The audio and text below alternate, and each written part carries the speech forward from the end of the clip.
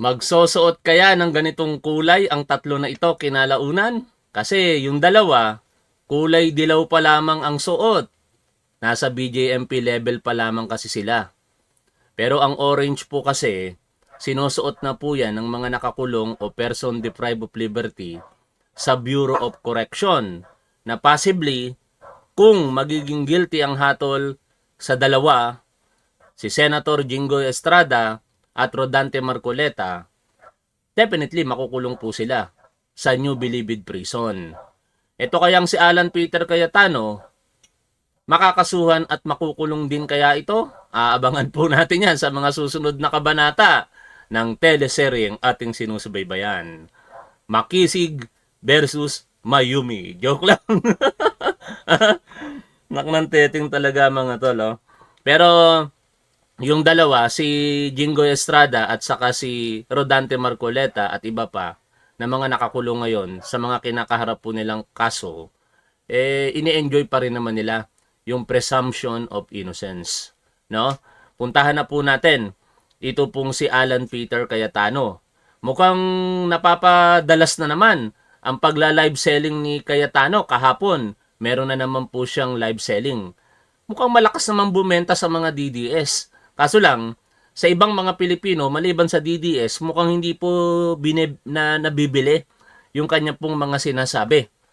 Puntahan po natin ang balita tungkol dito kay Alan Peter Cayetano base sa mga pasabog ni Senator Ping Lacson. At mamaya, panonoorin at re-reactionan din po natin ang reaction video ni Undersecretary Claire Castro na ating pong iboboto kung tatakbo sa pagkasenador sa 2028 kasama sina General Torre, Senator J.B. Ejercito, Secretary Gibo Teodoro, Secretary Benhur Abalos, si dating Senador Trillanes, hindi na raw po tatakbo eh. At sana maisipan din tumakbo ni Director Melvin Matibag. No? Puntahan na po natin. Ito pong balita. Sa tulong ng impormante, may nabuo na umanong money trail ang kampo ni Senador Panfilo Lacson na magpapakita kung saan napunta ang pondo inilaan sa ilang proyekto sa Taguig. May ebidensya rin umanong kontrolado ni Senador Alan Peter Cayetano, District Engineer ng DPWH sa lungsod. Nakatutok si Ian Cruz. Oy, maraming salamat naman, Marion Sarial. Tama ba? Ang hirap kasi bigkasin dito po sa YouTube. No? Sabi niya, "Hello Top 1. I'm always watching your content, whether replay or live. I enjoy watching your content kasi palaging may sense. Salamat po. I'm not pro Marcos but I support our president. Maraming salamat po." Sa bangayan ni na Senate Minority Leader Alan Peter Cayetano versus Senate President Pro Tempore Ping Lacson. Huling aligasyon ni Lacson, may mga anomalya umano sa flood control at iba pang infrastructure projects sa baluarte ni Cayetano sa Taguig. Nako. Kalaunan, nakarating kay Lacson na humihingi ng ceasefire si Cayetano na sinagot niya ng ceasefire my foot.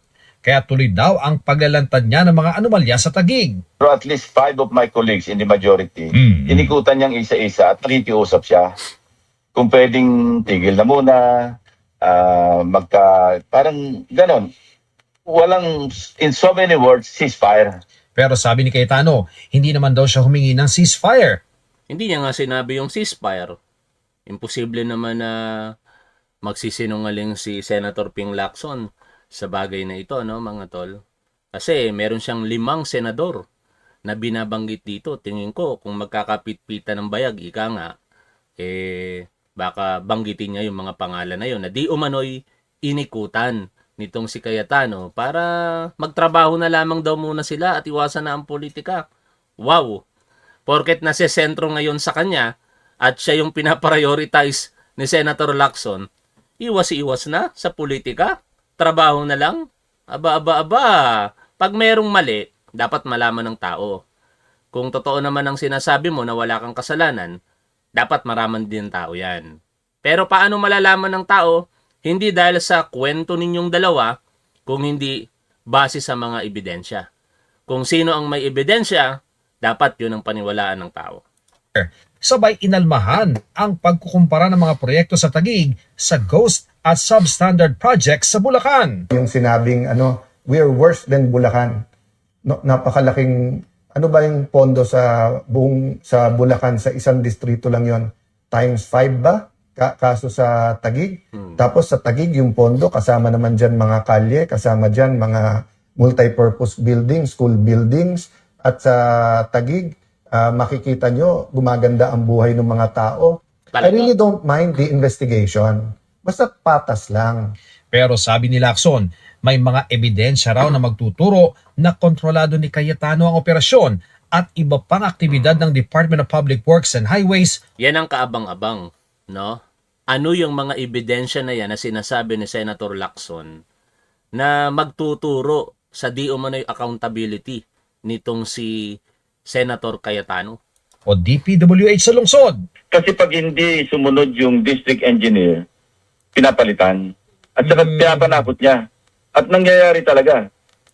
Kaya yung district engineer, parang tau-tauhan. Sabi pa ni Lacson, sa tulong ng mga impormante, nabuo na nila ang money trail, nabatid ang daloy ng mga komisyon mula sa mga proyekto, kaya Maayos ba audio natin mga tol? Kasi may mga ilan tayong manonood, mga senior citizen, nahihirapan sa pakikinig. Sinasabing pag nagsasalita daw ako, humihina. Tapos pagka yung pinapanood natin lumalakas or vice versa. Paki-observe nyo nga mga tol kung maayos naman ang audio natin. Maraming salamat. sinimulan na nilang isumite ang mga nakalap na ebidensya sa Office of the Ombudsman. Isiniwalat ni Lacson ang umano'y kickback scheme sa Taguig na umaabot daw ng 33% kada proyekto, kaya walang nagawa ang mga kontraktor kundi gawing substandard o ghost ang kanilang proyekto sa lungsod. Dokumentado lahat ito, hindi ito yung chismis, Opo. hindi ito yung sabi-sabi. Meron kaming Singit ko to at yan ang pinaka-isa sa tamang observation. Kaya hindi umuunlad ang ating bansang Pilipinas dahil itong mga politiko na magnanakaw, hindi na yata aangat ang kawawang mga Pilipino. Majority ng mga Pilipino hindi talaga aangat kapag maraming mga politikong corrupt, no? Hindi ako tagahanga ni Pinoy, pero tama yung observation sa panahon niya eh. Kung walang corrupt, walang mahirap. Yan ang isa sa pangunahin talaga. Pangalawa, kung lahat po tayong mga Pilipino nagbabayad ng tamang buwis, hindi na siguro kakailanganin pa ng Pilipinas na mangutang para lamang pondohan ang mga proyekto sa ating bansa. Kaya lumalaki ang pagkakautang ng Pilipinas dahil sa budget deficit. Kulang yung pondo na nalilikom ng ating gobyerno, kaya kinakailangang mangutang.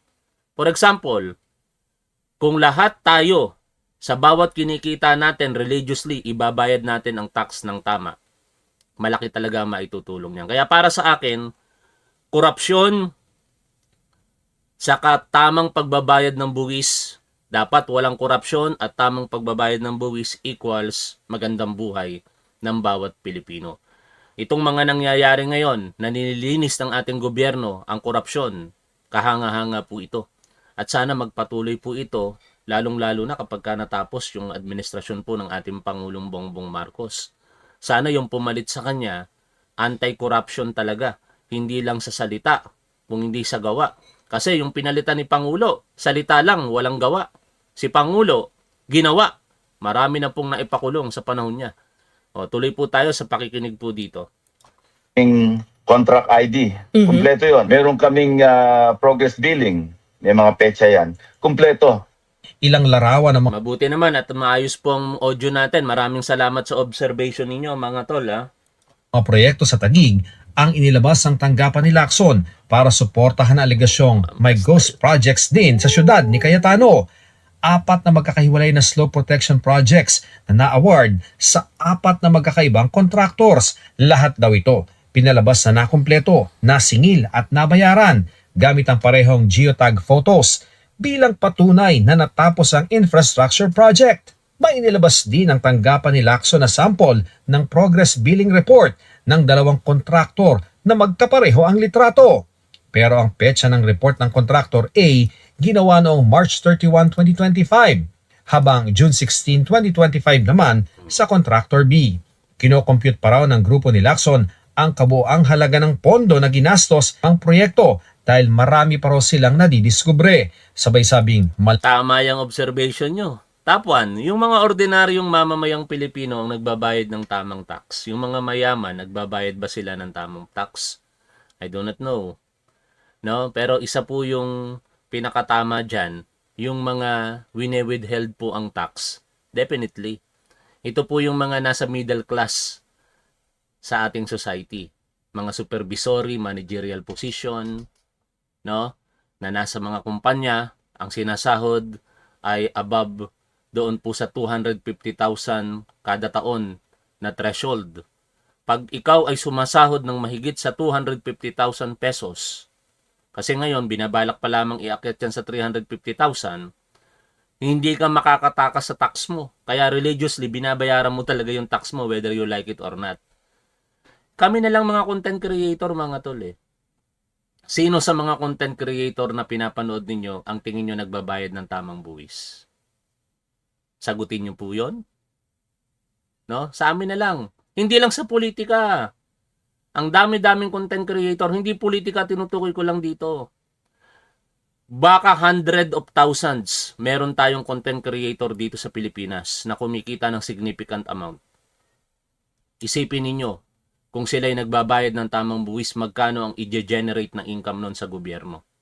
Oh. Kaya sana, lahat ng mga kumikita ng tama, kumikita naman kayo eh, magbayad po tayo ng tamang buwis. malaki raw ang budget dahil may insertion umano sa 2025 budget si Cayetano. Malaki yung halaga. Ang na-insert niya kasi sa 2025 pa lamang na GAA, 6.795 billion pesos. Iba pa yung tax na pinag-uusapan natin sa mga binibili nating mga serbisyo, mga tol. Kumain tayo, nag-grocery tayo, nag-shopping tayo. Iba yon, no? Value added tax ang nakalagay dun eh.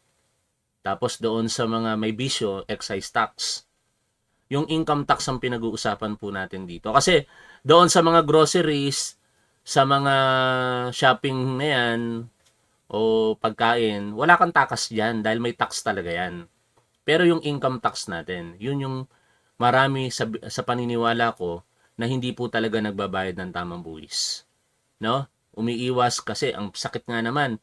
Napakasakit talaga. Katulad ko. Ano, sabihin na naman nung manonood dito, pinagyabang mo na naman sarili mo. Totoo naman eh. Napakasakit. 118,000 yung binayaran ko the other week. No, pinakita ko nga sa inyo yun.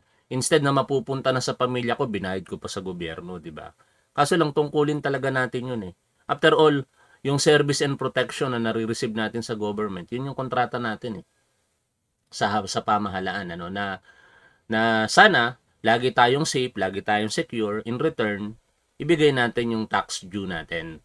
No? Okay? Sa kanya pa lang yan. Opo. Sinisikapan ng GMA News na makuha ang panig ni Cayetano pero dati na nitong sinabing walang ghost project sa Taguig. Ian Cruz nakatutok, 24 oras. Yan ang paninindigan ni Alan Peter Cayetano. At ito yung live niya kahapon. O, pasensya na kayo, bibisitin ko lang kayo, pero re-reaction na natin ito mga tol. Kung ayaw ninyong madinig ang boses ni Alan Peter Cayetano, pwede naman kayong umalis sa ating programa, wala akong magagawa dyan. Pero sana, mas tingnan nyo yung magiging reaksyon at sasabihin po natin kaysa sa mga sinasabi niya. Pakinggan po natin siya. Magandang hapon po sa ating lahat. Good afternoon sa akin Facebook friends and family. I hope you're having a happy weekend. May magandang topic po tayo today. Okay? We will be talking about whose job is it? Kanino bang trabaho to? Or kanino bang responsibilidad ito? Okay? Whose job is it? So, babalikan natin yan. Whose job Let's is it? start out, as we start out always, by praising God, thanking God. So isabay ko na sa pagbati ko sa inyo. Ang ganda talaga magmensahe ni Alan Peter Cayetano eh, no? Talagang pagka sa unang tingin mo, kapanipaniwala siya eh. Tamang-tama yung observation ni dating Senador Trillanes na kapag sa unang meeting mo dito kay Alan Peter Cayetano o unang pakikinig mo sa kanya, mako-caught off guard ka eh. Kasi salita ng Diyos kagad ang binabanat. Eh tayo, pag naka-encounter tayo ng tao sa unang pagkakataon na tingin natin maka-Diyos, di ba? Antimano, parang nabubuo kagad yung tiwala natin dun sa tao. Pero, yung mga sinasabi ba nitong si Alan Peter Cayetano ay isinasa pamuhay niya? Eh, kayo na po ang humusga.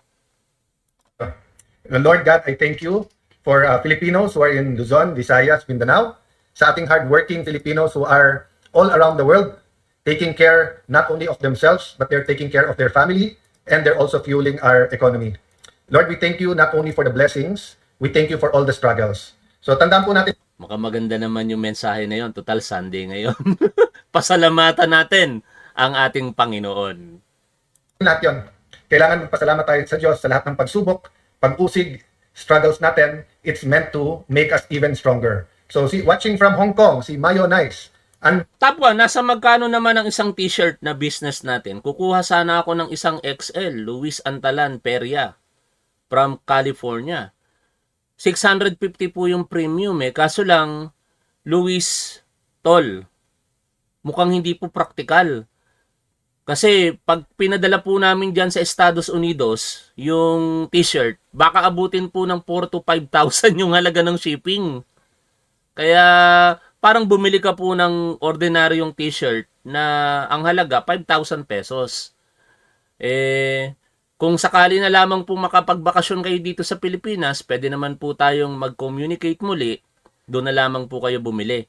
Pagka ipapadala kasi sa ibang bansa, napakamahal talaga mga tol. Hindi po practical, maliban kung talagang willing na willing po kayo at para sa inyo, yung pera naman nagagastusin nyo na yon ay sobra-sobra lang. Okay? Salamat po sa pagtangkilik sa ating munting negosyo. Andy, kamusta ka rin? Inday Lin, good afternoon.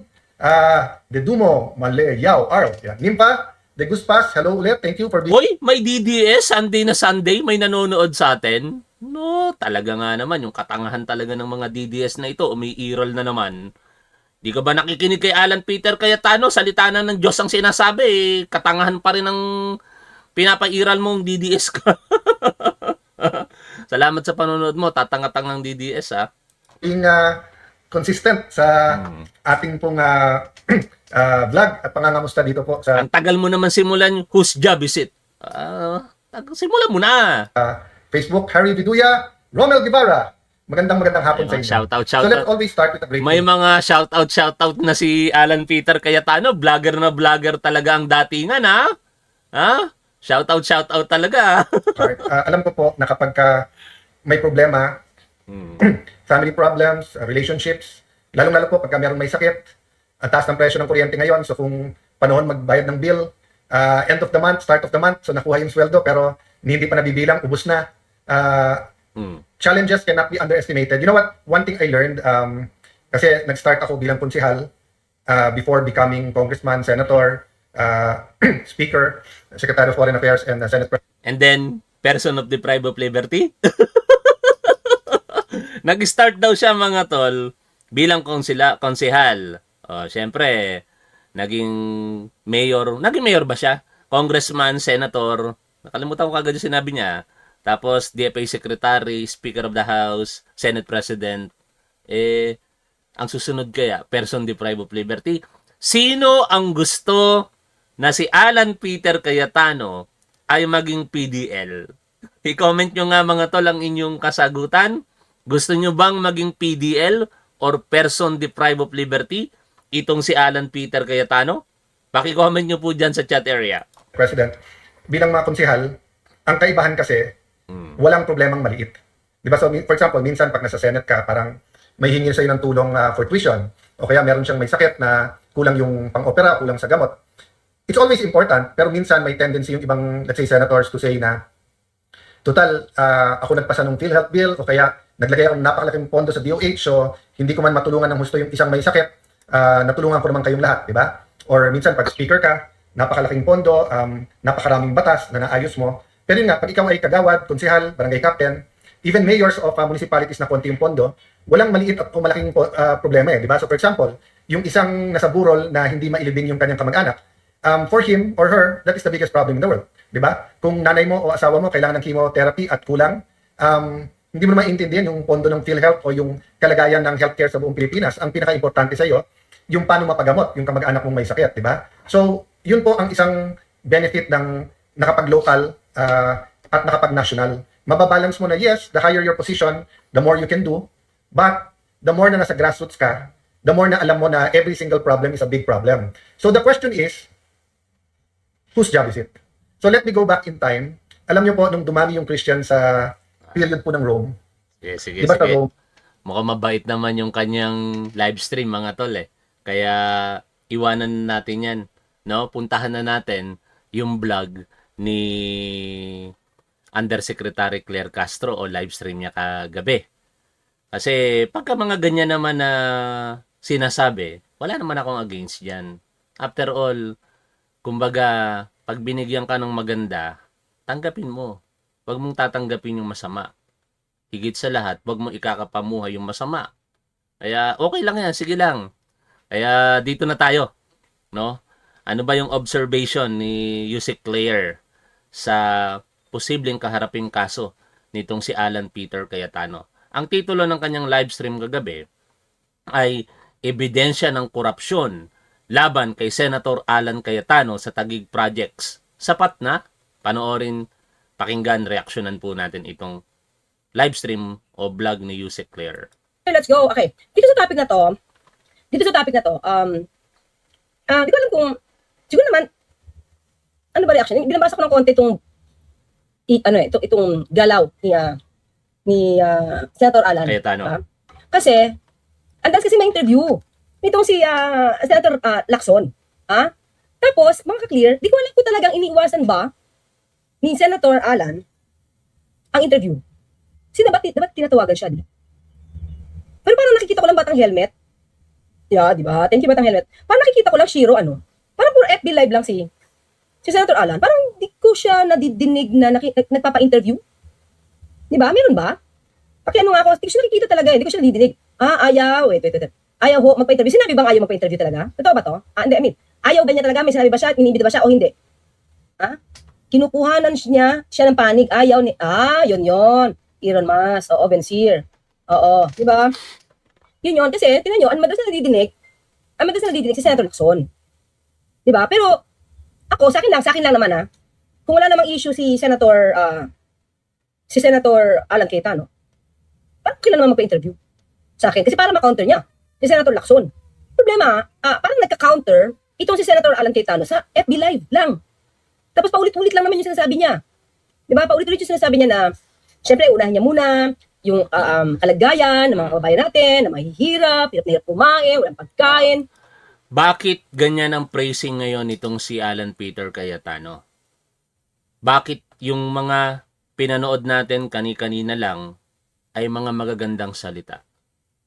Kasi alam ninyo mga tol, kadalasan kapag ka may ginagawa kang masama, ang ipapalabas mo sa publiko yung mga mabubuti para matabunan yung mga masasama mong ginagawa. Hindi ko sinasabing si Alan Peter Cayetano yun Ito ay in general. Pansinin po ninyo. 'Di ba? Si Robin Hood nga, yung fictional character, ano ang gawain niyang masama? Magnakaw. Pinagnanakawan niya ang mga mayayaman, tapos itinutulong niya sa mga mahihirap. Still, masama pa rin yun. No? The end does not justify the means, ika nga. Kahit gaano kabuti ang hangarin mo kung masama ang kaparaanan, para sa akin, hindi po yun tama. Mali po yun. At dito, mistulang ganun yung ginagawa ngayon ni Alan Peter Cayetano dahil may mga akusasyon sa kanya ng irregularidad. Pinupuntuhan niya na sa harapan ng publiko, partikular sa kanyang mga supporter, na mabuting tao ako. Sa Taguig, bumubuti ang buhay ng mga Pilipino. Sa Taguig, maayos ang serbisyo ng gobyerno. Sa Taguig, etc. Para matabunan yung mga akusasyon ngayon ni Senator Lacson. At lalabas na lamang sa harap ng publiko kung maniniwala yung mga supporter niya na pinupolitika lamang siya. Pero lahat yan tatalunin ng ebidensya. Ebidensya ang magpapatunay kung ang mga sinasabi ba ni Senator Lacson ay may katotohanan o wala. Diba? Tapos, kailangan pumasok sa trabaho, otherwise, walang sweldo. Sabi ko, di ang swerte talaga nila, Senator Bato de la Rosa, na gina-justify niya yung hindi pagpasok, di ba? Oh. But anyway, so, yun lang siguro kasi hindi ko siya nadidinig parang FB Live. Tapos, lahat ng sinasabi niya, syempre, hindi siya matatanong kung paano niya mapapatunayan yung kanya mga bintang. Actually, pag nagla-livestream kasi si Senator Alan Cayetano, meron siyang mga insinuation Mm. Diba? Meron siyang mga insinuation na minsan, madalas, ibinibintang niya sa Malacanang, Mm. tapos selective justice, ba't siya inuuna? Pero lately, kumakambyo si Alan Peter Cayetano. Dito nga nakailang minuto na siya, 4 minutes na. Wala pa tayong naririnig na insinuation. Ewan ko lang sa mga susunod na minuto dito. No? Ituloy nga natin, pagbigyan niyo ako, 1 minuto pa natin pakinggan. 1 minuto. Roman Empire, they took care, of course, of the officials, di ba? Yung mga nobles nila, yung si Caesar, mga senators nila, and isang inaalaga nila, mga sundalo nila. Kasi syempre, as they conquer other places, then they plunder it, ibig sabihin, kinukuha yung mga kayamanan, may reward yung mga yan, whether lupain, or whether babayaran sila, or share of yung mga na-plunder nila. In modern times, parang lahat kinaasa natin sa gobyerno, lalo sa socialist government, di ba? Sa capitalist governments, democracy, halos parang socialism na rin minsan na free education, health, yung mga kalye, etc. Pero may halo, di ba? For example, sa atin, yung mga pinaka-convenient natin na highways, panay toll road, may bayad din. Unlike, for example, sa US, kaya nga freeway. Ako nahihirapan sa'yo, vlogger na vlogger talaga datingan mo No? Vlogger na vlogger ang datingan, naka-live, hinahawakan yung bumili ka ng ulansi. Tapos, ilagay mo doon sa tripod. Para naman pag nagsasalita ka, hindi nanginginig yun. Na-promote ko po tuloy yung ulansi. Anak ng teteng na yan. Balik tayo kay Yusik Claire, nakikita ko kasi ngayon kay Alan Peter Cayetano, sabi nga ni Fiscal EJ, nawawala yung taray, nawawala yung tapang, bumabait ngayon. No? Pero dati, may pahampas-hampas pa doon sa kahoy nung tinanong siya nung reporter, no? Tapos nakasigaw. May biglang kumalma nung na-realize niyang na para siyang nagtaas ng boses. Teteng to si Alan Peter Cayetano. Balik tayo kay Yusik Claire. Diba? Ba't siya inuuna? Pero kung inisip mo, kung ba't ka inuuna, hindi ka ba pwede unahin? Yun ang tanong Bakit hindi pwede kang unahin?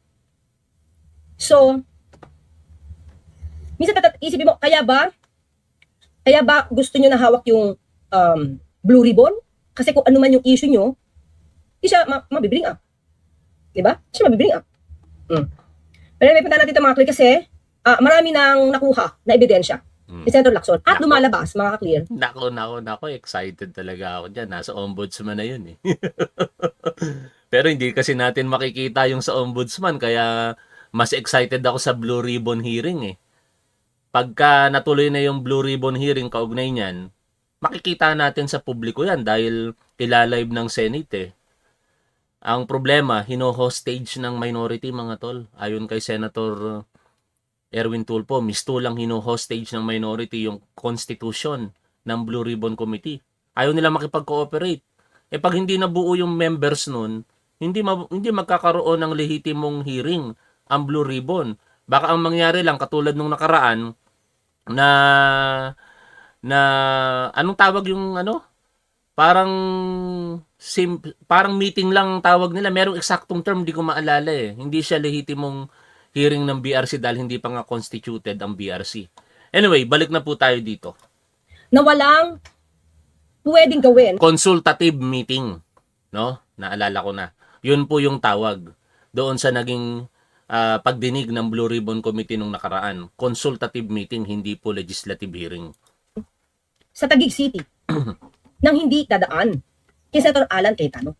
Kaya tuloy siguro, ito lang yung inisip ko, no? Kaya ba, sa tuwing magsasalita si Senator Lacson, ang sumasagot na wala ditong Ghost Project ay si Senator Alan Cayetano.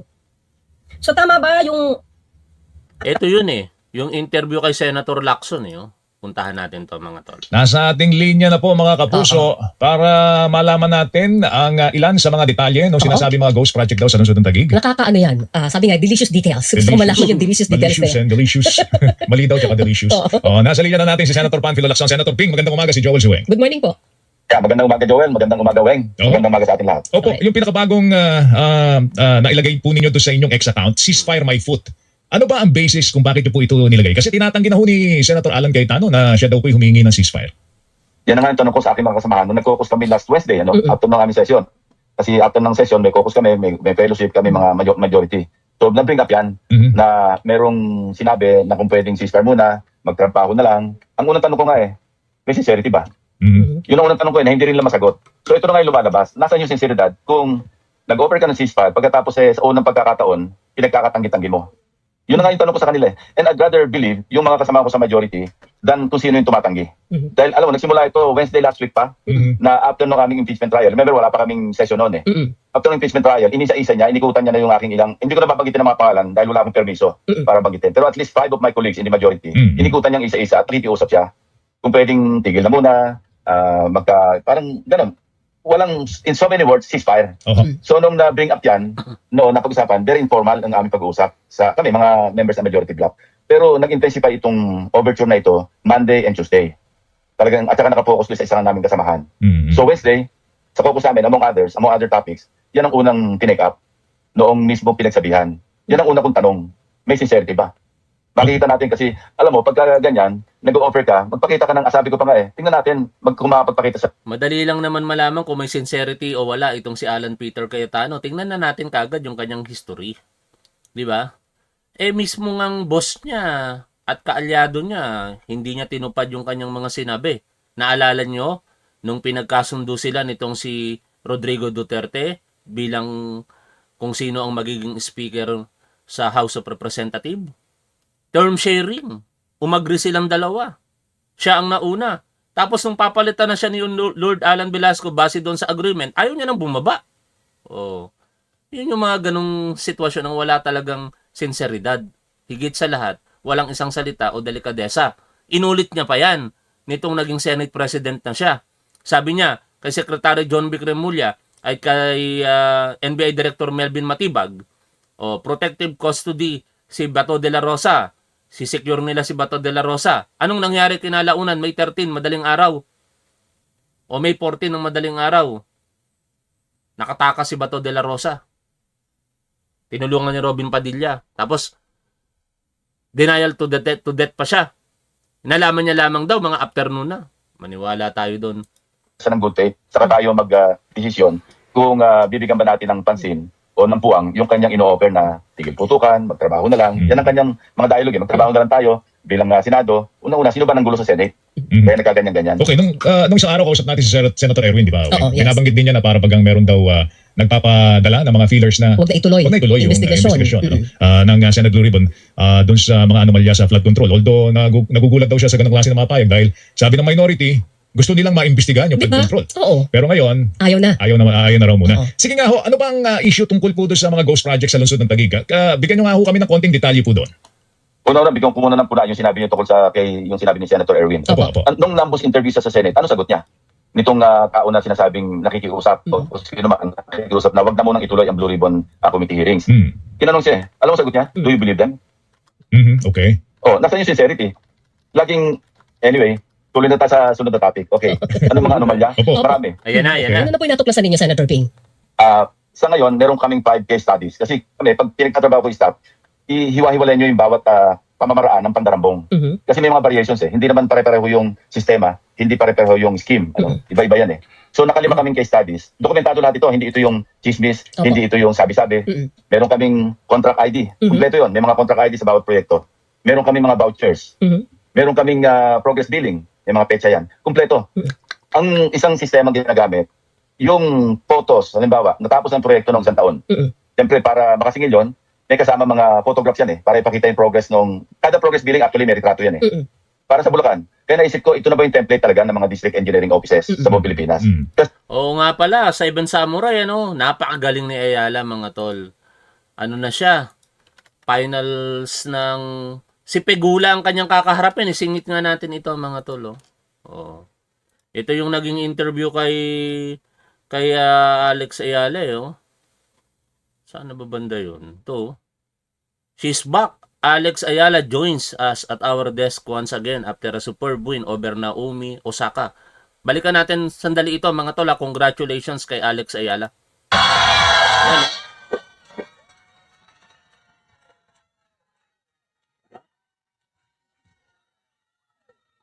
Grabe suporta ng mga Pilipino sa kanya. Oh, salamat. Maraming salamat. Grabe no mga tol. Sa tulong ng mga atleta, nakikilala talaga ang Pilipinas. Si Pacquiao at iba pang mga athletes natin ngayon, si Alex Ayala. They've been teaching me a couple of Tagalog words while I was Saka na, Congratulations, not just on making it. napaka-humble ni Alex Ayala, no? Sa narating niya ngayon, 21 years old, no? Tapos number 28 na, world number 28. Congratulations sa kanya. Balik na tayo rito. Kasi para namin applicable lang sa Bulacan, applicable sa ibang lugar sa Nauhan, sa Occidental Mindoro. Pala sa Taguig ganun din eh. So ibig sabihin, for the longest time, ito na yung isang sinusunod na template. Parang trabahong tamad, yung litrato na ginamit nakapaningil nung isang taon o nang nakaraang ilang buwan, gagamitin pa uli dito sa proyekto na maniningil. Ibig sabihin, walang sariling photographs o litrato, itong bagong ginagawa. So ghost.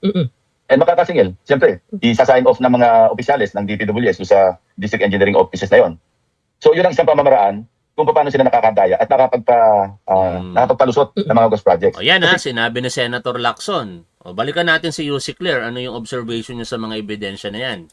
Analysis natin noon na kung wala ka namang kinalaman dyan at ang DPWH lang ang may kinalaman dyan, babaliwalain mo yung issue, di ba? Sabi mo, hayaan natin ng DPWH kasi DPWH ang gumawa dyan. Kaya lang, pag tinuro naman niya sa DPWH, kung panahon ito ni dating Pangulo Duterte, tatama naman kay Senator Mark Villar. Di ba? Pero anyway, sige, pakinggan po natin to, ha? Pakinggan natin. May hawak umanong ebidensya si Senator Ping Lacson na kontrolado ni Senador Alan Peter Cayetano ang mga operasyon ng DPWH sa Taguig. Kabilang sa mga nadiskubre rin umano ni Lacson ang umano'y kickback scheme sa lungsod na umabot ng mahigit 30%. May report si Ian Cruz. Oy, nawala. Nawala yung audio ni Yusek. O, ulitin natin. Nawala siya. Yan. Hindi pa yata ko yung kiss. Yan. Okay, sige, tuloy tayo dito. Thank you, Maylin. Sa mga yan ni na Senate Minority Leader Alan Peter Cayetano versus Senate President Pro Tempore Ping Lacson. Leader at Alan Peter nadiskubre rin umano ni operasyon ng DPWH sa Taguig. Kabilang sa mga nadiskubre rin umano ni Lacson ang umano'y kickback scheme sa lungsod na umabot ng mahigit 30%. May report si Ian Cruz. sa mga yan ni na Senate Minority Leader Alan Peter Cayetano versus Senate President Pro Tempore Ping Lacson. Ulit. Huling aligasyon ni Lacson, may mga anomalya umano sa flood control at iba pang infrastructure projects sa baluarte ni Cayetano sa Taguig. Kalaunan, nakarating kay Lacson na humihingi ng ceasefire si Cayetano na sinagot niya ng ceasefire my foot. Kaya tuloy daw ang paglalantad niya ng mga anomalya sa Taguig. Pero at least 5 of my colleagues in the majority, inikutan niyang isa-isa at nakikiusap siya kung pwedeng tigil na muna, parang ganun. Walang, in so many words, ceasefire. Okay. So, in other words, mga clear, natatandaan ba natin, mismo si Senator Cayetano nagsabi, okay, imbestigahan niyo yung 2019 SEA Games, imbestigahan namin ang flood control. Diba? Kasi, ang tingin ko mga clear, ito yung tingin ko ha, i-insist niya ito. Ang lakas ng loob niya maghamon ng ganon. Noong mga panahon na hindi pa inilalabas ni Senator Lacson yung mga ebidensya di umano sa kanya. Imbestigahan niyo yung SEA Games. Flood control kami. Biglang inilabas ni Senator Lacson dahil binabanatan yung integridad. Ngayon, nananawagan ka ng ceasefire o kung hindi man, pinapakiusapan mo yung mga kasamahan mo sa majority na magtrabaho nilang kayo, wag na unahin ng politika. Oh. Yun ang punto dito. Huwag kang magbabato ng anumang akusasyon sa iba, lalong-lalo na kung hindi mo sigurado yung sinasabi mo sa iba, tapos ikaw mismo meron pala. Diba? O, bumabalik tuloy sa kanya ngayon para tuloy siya ngayong nagpapaawa sa public. Sasabihin niya sa harapan ng publiko, maayos kami sa Taguig, na namumuhay na maayos ang mga tao doon, gumaganda ang buhay ng mga tao doon, maayos ang mga pasilidad, etc., etc. Itong flood control project na issue para tumama sa Malacanang. Kahit ano pa mangyari. Alam niyo yun? Para kasing, lagi niya kasing ibinibintang kung ano yung nangyayari sa kanya. Laging parang yung Malacanang yung may kagagawan. Binibintang niya na hindi papayag yung Malacanang sa katulad niya na maging Senate President. Mga kakli, kahit naman siguro hindi Malacanang, karamihan naman sa Pilipino, inaywan siyang Senate President. Diba? Bakit? Nung dumating siya as Senate President, ang gulo. Mga kasamahan niya mismo eh. Nasa kanya na ang majority. Bakit nawala pa si Chis Escudero? Bakit nawala pa si Joel Villanueva? Kasalanan niya. Wala siyang sense of leadership. Bossy siya. Bossy. Hindi siya leader. Magkaiba yon. Ang boss, walang pakialam sa welfare ng mga kasama niya. Utos lang ng utos. Siya dapat ang masunod. Pero ang leader, doon mo makikita kung paano nagmamalasakit, kung paano niya ginagawa ng tama at dapat yung kanyang trabaho. No? Hindi siya tatalikuran ni Chis Escudero at saka ni Joel Villanueva. Kung naging maayos ito si Alan Peter Cayetano, nasa kanila na ang kapangyarihan eh. Pero hindi siya maayos. Kaya nagkaganon. At ano ang reaksyon dyan ni Yussi Claire? Tuloy natin pakinggan siya. Diba? Tapos ngayon, si Senator Amy, kaya sabi na wala daw sila nagagawa kasi papalit-palit ng leader. Ay, teka lang. Teka lang. Sino ba ang nagpo? Sino rin ba? Yung walang ginawa kundi mamulitika. Diba? Na nagkaroon ng power grab. Tapos, nung dumating si Senator Bato, inuna nila yung interest si Senator Bato. Diba? Para makalabas si Senator Bato, nagkaroon ng putukan. Senator Amy, sino ba kasalanan nun? Tapos ang sasabihin ngayon, ni VP Sara, na yung Pilipinas kanya-kanya, at in chaos. Ay, teka lang ulit. Sino ang balak magkanya-kanya? Diba? Sino ang umalis? Diba? Umalis ng sa kanyang trabaho. Buti na lang nag-resign ng DepEd. Otherwise, yung ghost vouchers, ghost students, hindi yan madidiscover. But anyway, maybe good riddance. But siya pa rin, di ba? Si Bibi Sara pa rin. Ang tumiwalag, sino ang unang ng bastos? Usong-uso talaga yung ghost, Duterte, supporters nila. Before pa na maging presidente si Rodrigo Duterte, may mga alegasyon na ng ghost employees. Nung naging mayor si Sara Duterte, may akusasyon din ng ghost employees. Pagdating niya sa Department of Education, yung pinalitan niya, malamang sa panahon ni Rodrigo Duterte, meron din ghost projects. Kaya pinagpatuloy pa rin niya. At hindi mabubuko yung mga yon. Tama yung sinasabi ni Yussi Claire ko dito, kung hindi siya umalis diyan sa DepEd. Hindi lang siya matanggal ni Pangulong Bongbong Marcos eh. Siyempre, out of respect pa rin, Vice Presidente, tatanggalin mo. Diba? Hayaan mo nang magbitiw, buti nagbitiw siya. Ngayon, nalaman yung mga katiwalayan sa DepEd. Higit sa lahat, yung confidential funds. No? Na ngayon, dahilan kung bakit niya kinakaharap ang impeachment. Nasaan napunta ang pera sa confidential funds? Ghost din ba yun? Malalaman natin yung kinalaunan. Lahat naman ng mga tanong natin dito, syempre, ang hinaharap ang sasagot eh. Sa Pangulo. Inilunsad niyo yung bagong Pilipinas? January 2024? Natin mga kila.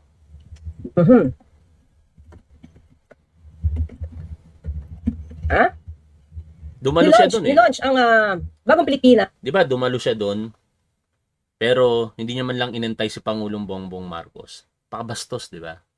Kahit sabihin mong hindi mo na nire-respeto yung tao, nandun ka na, dumalo ka na eh. Dapat inintay mo man lang dumating yung presidente. Ang ginawa niya, pag-launch ng bagong Pilipinas, dumalo doon bilang sekretary ng education, bago dumating si Pangulong Bongbong Marcos umalis, lumipad papuntang Davao. May programa rin sila doon. Tapos doon na binabanata ng kanyang ama at ng mga supporter nito si Pangulong Bongbong Marcos. Diba? Doon ipinagsigawan ni Rodrigo Duterte. Halos matumba nga sa stage Nabangag si Pangulong Bongbong Marcos at nananawagan sa AFP na magbitiw ng suporta rito. Okay. January 28, 2024. Hindi pala. Launching of bagong Pilipinas campaign, January 2020 na. 2028 mga clear. January 28, 2024. Tapos, nandun pa si VP Sara. Nandun pa si VP Sara, nakasuot pa siya ng puti. So, anong ginawa niyo after? Diba? Pumunta siya ng Davao. Diba? Pumunta siya ng Davao para pakinggan yung tatay niyang minura-mura. Binastos-bastos. Si Pangulong Marcos Jr. At nandun din si Senator Amy. Tawa-tawa silang dalawa. Diba? Itong chaos na to sa Senado. Sino may kasalanan dito? Diba? Kaya wag ituturo ni VP Sara na magulo dahil daw sa pamumuno Di ba? Dahil sa leadership. Hindi. Ang gulo na yan, hindi dahil sa leadership ni Pangulong Marcos Jr., kundi pinangungunahan nyo. Kayong mga Duterte at mga alagad ng mga Duterte. Tama. Diba? Ang ganda-ganda ng pag-launch ng bagong Pilipinas para yung mga bagong Pilipino, especially yung mga nasa trabaho sa gobyerno, maging matip. Ito yun mga tol eh. No? Balikan nga natin yung napakagandang talumpati ng ating Pangulong Bongbong Marcos. Kaugnay nun. Ito ay panawagan para sa kolektibong kilos tungo sa pagbabago ng ating pag-iisip, pananalita at gawa. Bagong Pilipinas is addressed to all government officials and employees and citizens of this country. It is an invitation to all of us to think about being a Filipino and view the nation from a renewed perspective. It is a call for transformation. The transformation of our idea of being a Filipino and the transformation of our economy, of governance, of society.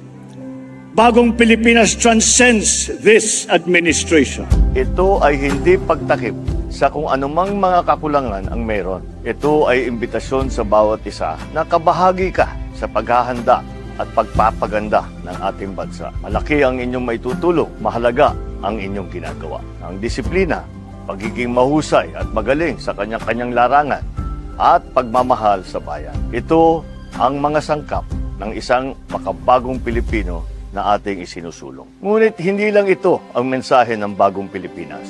Binibigyan din dito ang kalagahan ng maayos na trabaho mula sa amin sa pamahalaan. Sa bagong Pilipinas, ang pagbabago ay nagsisimula sa pamahalaan. While power emanates from the people, change must begin from government. Sa isang bagong Pilipinas, lalo pa natin pupukpukin na maging maayos ang ating mga lingkod bayan. Una, bawal ang tamad at makupad sa pamahalaan. Services must be fast. Projects must be completed on time. Deadlines must be met per schedule. In whatever government office, red tape must be replaced with a red carpet. Yung sungit ninyo, palitan na ninyo ng ngiti. Pangalawa, bawal ang mga hindi tapat at nangungulumbat. Sa bagong Pilipinas, bawal ang waldas. Pangatlo, bawal ang mga pang-api at naghahari-harian. You are servants of the people, not their lords. Huwag nating pahirapan ang taong bayan. Tapos na ang panahon ng pagkukuyakoy sa loob ng mga tanggapan ng gobyerno.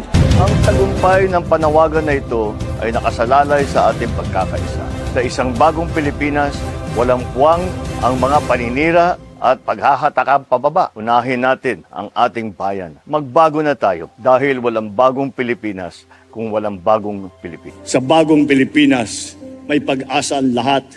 Ang pag-asa ng bayan ay nasa ating lahat. Mabuhay ang bawat Pilipino, mabuhay ang Pilipinas, mabuhay ang bagong Pilipinas!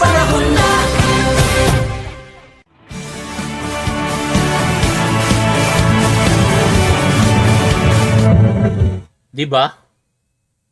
Napakaganda ng mensahe at ikinakasabuhay yon ni Pangulong Bongbong Marcos. Itong mga obstructionist kung tawagin o mga kritiko at mga destabilizer, ayaw nila ng bagong Pilipinas. Bakit? Pansinin ninyo, kung sino pa yung mga maiingay, sila pa yung merong mga kontrobersiya. Yung mga nakakulong ngayon, lalong-lalo na si Mike Defensor, samut-sari ang kinakaharap na kaso. Nakakulong ngayon, plunder. Eventually, lalabasan po yan pag naiakit na sa korte ng warrant of arrest para naman sa qualified human trafficking. Meron pang mga cyber libel cases. Nilaunch yung bagong Pilipinas, bagong Pilipino. Tama. Mas lalong nagbago ang Vice Presidente. Mas lumubog ang character. Gusto nyo bang, na-miss nyo ba yan, Mami? Gusto nyo bang gawin na lang natin ulit outro yon? Sige, gawin na lang natin ulit outro, para maalala lagi ng mga Pilipino kung gaano kaganda at yung paglalayo ni Pangulong Bongbong Marcos na mapabuti ang bansa at bawat Pilipino. Hindi umunlad, hindi umangat, bumalusok pababa. Bakit? Kalo-launch lang ng bagong Pilipino sa bagong Pilipinas. Pagdating mo sa Davao, iba na, ulit. Bagong bigla. Ba? Tumatawa na sa tatay niya nagmumura. Masaya na nilalait ang Pangulo. Di ba? Hindi niya pinigil. Hindi pinigil yun. Di ba? Tap, bakit di binabalik ni Bong Revilla yung 125 million pesos? Alam ko may paliwanag dyan eh. Hindi ko lang maalala ngayon eh. No? Kasi kaya hindi ipinababalik, hindi naman napatunayan yung kaso. No? Merong paliwanag dyan, particular si Attorney Rene Bueno eh, noong mga panahon na yun. Hindi ko lang maalala ngayon, susubukan kong hanapin at babanggitin ko sa susunod na pagkakataon. So, sino nanggugulo?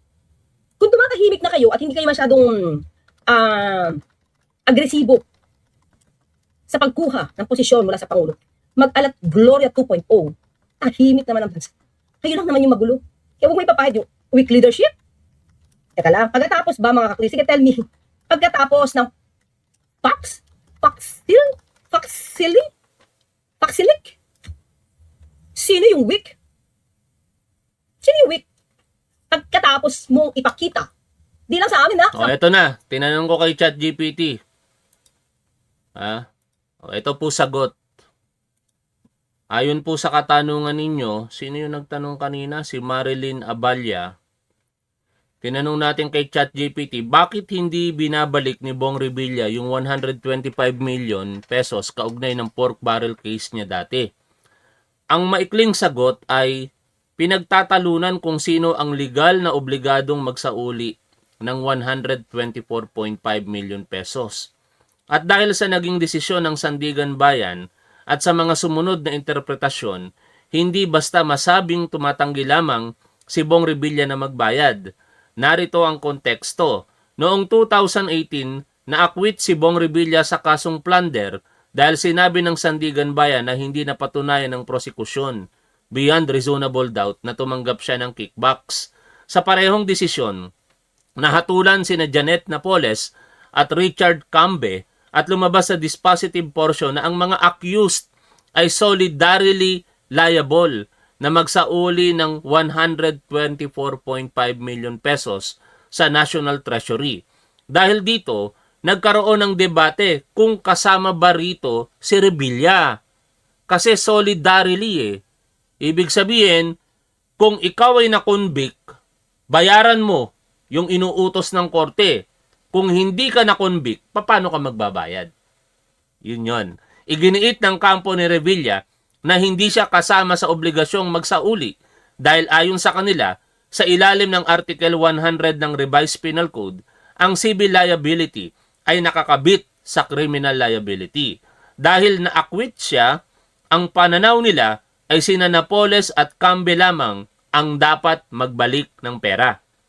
Kaya kung ang tanong ay bakit hindi niya binabalik ang 124.5 million pesos, ang sagot ay dahil ang posisyon ni Revilla at ng kanyang mga abogado ay wala siyang legal na obligasyong isauli ang pera sapagkat siya ay na-acquit at hindi siya ang itinuturing nilang may civil liability. Samantala, may mga legal experts at observers na nagsabing malabo ang wording ng desisyon at maaaring humingi ng paglilinaw sa Sandigan Bayan kung sino talaga ang inutusang magsauli ng 124.5 million pesos. Sa madaling sabi, hindi ito simpleng usapin ng ayaw niyang magbayad. Ang pangunahing issue ay kung may umiiral bang legal na obligasyon sa kanya mismo na magsauli ng halaga, bagay na naging sentro ng magkakaibang interpretasyon sa naging desisyon ng korte. O sana, maging malinaw po iyan sa ating lahat. Sa buong mundo yun. Kung gaano ka kawalang alam sa nangyayari sa bansa.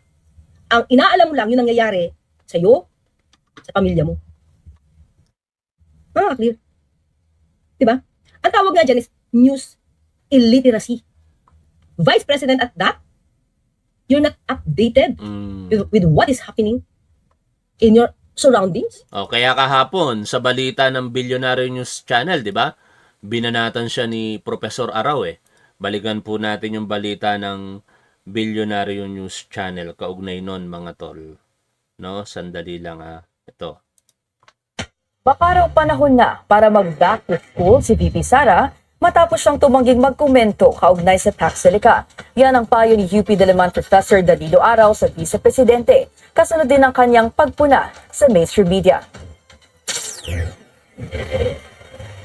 Kulang sa news literacy ang Vice Presidente ayon kay University of the Philippines Diliman Journalism Professor Danilo Araw kaugnay ng pagkukumpara ni Vice President Sara Duterte sa media ng Pilipinas at mga mamamahayag sa ibang bansa.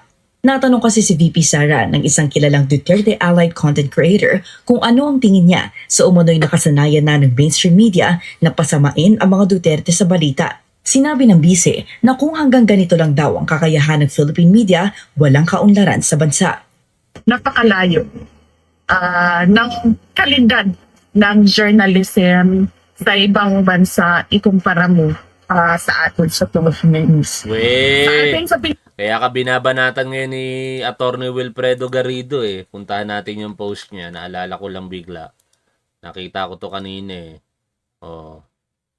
Sabi ni Attorney Wilfredo Garrido, kasi binanatan ni Sara Duterte, BP Sara binanatan ng Philippine media. Napakalayo ng kalidad sa ibang bansa. Simple lang ang banat sa kanya ni Attorney Garrido. Bakit? Nagbabasa ka ba ng foreign news media?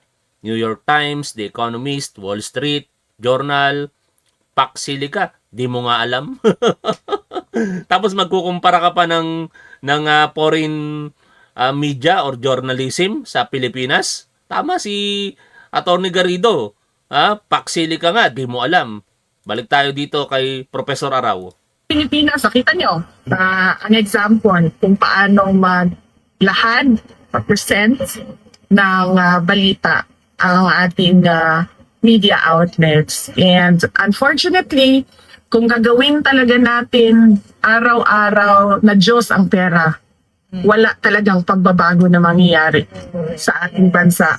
Sa journalism man, sa mainstream media man, o sa iba't ibang aspeto. Payo ng profesor, magsisimula na raw ang journalism classes sa UP at Polytechnic University of the Philippines. Baka raw senyales na ito ng bise para pag-aralan ng media at ang Paxilica. Paxilica? Hindi ma'am, Paxilica. Do you know anything about that? Wala. I cannot comment on that. Matatandaang nag-viral si VP Sara doong tumanggi ito. Grabe, di ba? Vice Presidente ka, abogada ka, di mo alam yung basic ng Paxilica. Kasi kahit basic na lamang hindi mo na kinakailangan pang malaman yung pinaka-detalyado kung ayaw mo, kung hindi ka interesado dyan Pero yung basic na laman ng balita, no? Nagtataka siya, Paxilica? Paxili? Wala talaga siyang alam sa Paxilica kahit sa balita na lamang. Tapos ikukumpara mo pa yung foreign media sa Pilipinas. Diba? Sa bansa mo. Wala. Imagine nyo mga clear, hindi niya alam kung sino yung nagtutunggali. Di ba? Sino yung dalawang bansang nagtutunggali pagdating sa gitong klaseng industriya. Tapos, sasabihin mo sa karamihan na ikaw ang dapat na Pangulo? Well, anyway. Di rin alam ang choice ngayon ng Pilipino. Di ba? Kaya yung hindi natin alam na choice ng mga kapwa natin Pilipino, dapat makonvince natin sila na magkaroon sila ng kaalaman sa kanilang